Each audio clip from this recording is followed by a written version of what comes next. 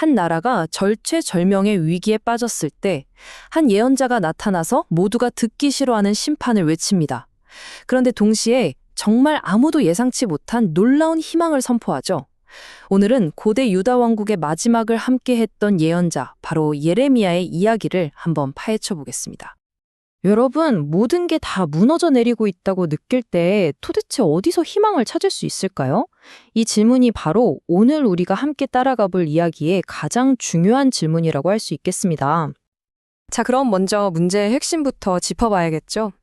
당시 유다가 겪었던 위기는요, 그냥 정치적인 문제나 군사적인 위협, 이런 게 아니었어요. 그 뿌리는 훨씬 더 깊은 곳, 바로 사람들 마음 그 자체에 있었습니다. 예레미야는 아주 정확하게 지적합니다. 문제의 근원은 겉으로 드러나는 어떤 행동이 아니라 그 행동을 만들어내는 마음이라고요. 심지어 그 마음이 세상 그 어떤 것보다도 부패했다, 이렇게까지 선언해버리죠. 정말 날카로운 진단이었어요. 그래서 유다 앞에는 딱 두 갈래 길이 놓여 있었던 겁니다. 사람의 힘, 주변 강대국 같은 것들을 의지하면 결국 저주를 받게 될 거고, 하나님을 의지하면 복을 받을 거라는 거죠. 선택은 어떻게 보면 정말 명확했는데, 안타깝게도 당시 사람들의 마음은 자꾸만 다른 곳을 향하고 있었던 거죠. 자, 여기서 예레미야가 정말 기가 막힌 비유 두 가지를 사용하는데요. 이 비유들은 다가올 심판이 그냥 하는 말이 아니라 얼마나 확실한 건지 사람들 뇌리에 아주 깊이 새겨 넣었습니다. 첫 번째가 바로 이 토기장이 비유예요. 토기장이가 지능을 가지고 자기가 원하는 대로 그릇을 만들잖아요. 그것처럼 하나님께서도 유다의 운명을 완전히 쥐고 계신다는 의미였습니다. 이건 하나님의 절대적인 주권을 보여주는 정말 강력한 이미지였죠. 그런데 곧이어서 훨씬 더 충격적인 비유가 나옵니다. 예레미야가 사람들 앞에서 옹기, 그러니까 항아리를 사와서요. 그걸 그냥 바닥에 내동댕이 차서 산산조각 내버려요. 이건 뭘 의미했을까요? 유다에 대한 심판이 이제는 돌이칠 수 없다. 깨진 항아리처럼 다시는 회복될 수 없는 지점까지 와버렸다는 걸 보여주는 정말 충격적인 행동이었죠. 이제 이야기는 바벨론 포로라는 실제 역사적 사건으로 넘어갑니다. 근데 여기서 진짜 흥미로운 반전이 하나 있어요. 과연 누가 하나님의 미래를 품은 사람으로 여겨졌을까요? 예레미야가 내놓은 이 비유를 좀 보세요. 정말 이상하죠? 놀랍게도 나라를 잃고 저 멀리 바벨론으로 먼저 끌려간 포로들이 바로 좋은 무화과, 즉 하나님의 회복의 대상이 된다는 거예요. 반면에 예루살렘에 남아있던 사람들은 나쁜 무화과, 심판의 대상이 되고요. 이건 당시 사람들 생각과는 완전히 180도 다른 이야기였던 겁니다. 바로 이 지점부터 분위기가 조금씩 바뀝니다. 그 혹독하고 무서운 심판의 메시지 한가운데서 아주 구체적이고 또 장기적인 희망의 그림자가 보이기 시작하거든요.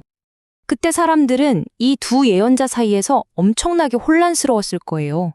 하나냐라는 거짓 예언자는 걱정 마세요. 2년 안에 모든 게 회복될 겁니다. 하고 달콤한 희망을 속삭였죠. 하지만 예레미야는 듣기 괴로운 진실을 선포했습니다. 아니, 70년이라는 아주 길고 고통스러운 시간을 보내야 합니다. 바로 이 숫자 70. 이게 핵심입니다. 그냥 막연한 시간이 아니라 하나님께서 그들을 다시 고향으로 데려오시기까지 약속된 포로 생활의 기간이었던 거죠.